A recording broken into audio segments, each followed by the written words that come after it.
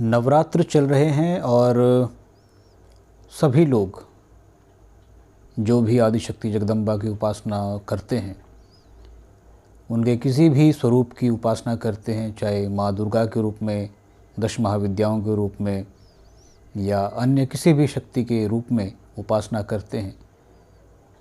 तो आज कुछ विशेष वस्तुओं के विषय में मैं आपके सामने बात करूंगा, जिन वस्तुओं का हवन में उपयोग करने से, अर्थात जिन वस्तुओं से आहुति देने से आपकी कई कामनाएं पूर्ण होती हैं। वैसे तो हवन सामग्री बाज़ार में उपलब्ध होती ही है, जिसे अनेक जड़ी बूटियों से तैयार करके बनाया जाता है, किंतु कुछ सामग्री, कुछ विशेष पदार्थ ऐसे होते हैं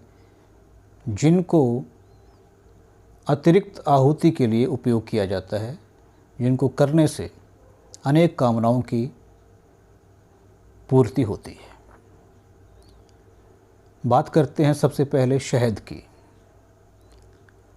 शहद से आहुति देने से वशीकरण इत्यादि जो कर्म हैं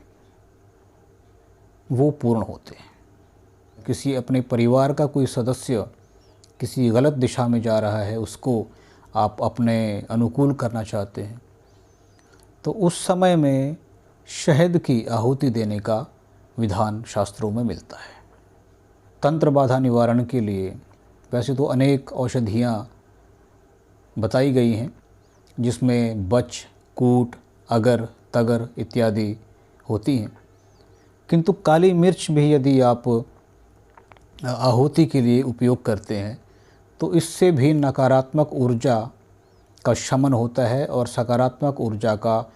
संचार होता है आपके कार्यक्षेत्र में या आपके निवास स्थान में।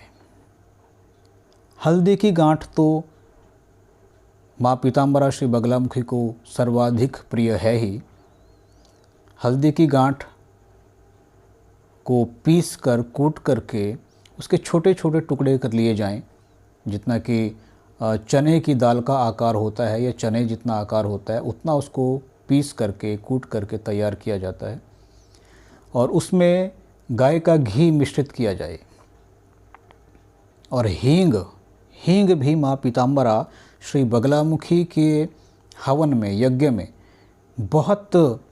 उपयोगी माना जाता है।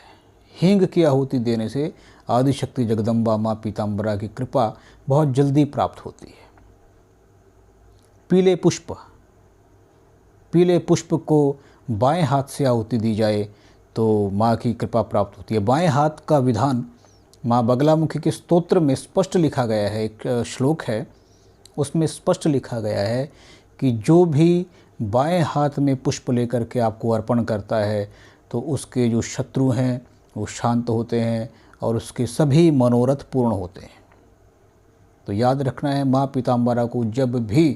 पुष्प अर्पण करना है वो बाएं हाथ से किया जाए। इसका प्रमाण आप चाहते हैं तो श्री बगलामुखी स्तोत्र में इसका प्रमाण आपको देखने को मिल जाएगा। इसके बाद बात करते हैं रोग शांति के लिए। घर का जो आपका वातावरण है वो शुद्ध रहे, पवित्र रहे, किसी भी नकारात्मक जीवाणु का उसमें प्रवेश ना हो सके, तो उसमें बच, कूट की आहुति देने से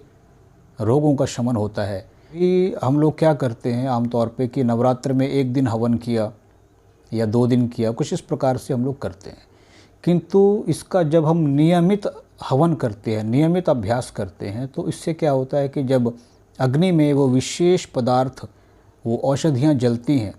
और हम वहाँ पर बैठ के इनहेल करते हैं, सांस हमारे भीतर जा रही है और सांस बाहर आ रही है, तो वो जो अग्नि का प्रभाव, अग्नि का तेज और साथ में वो जो एक रासायनिक ऊर्जा जो उत्पन्न होती है हवन के दौरान, यज्ञ के दौरान,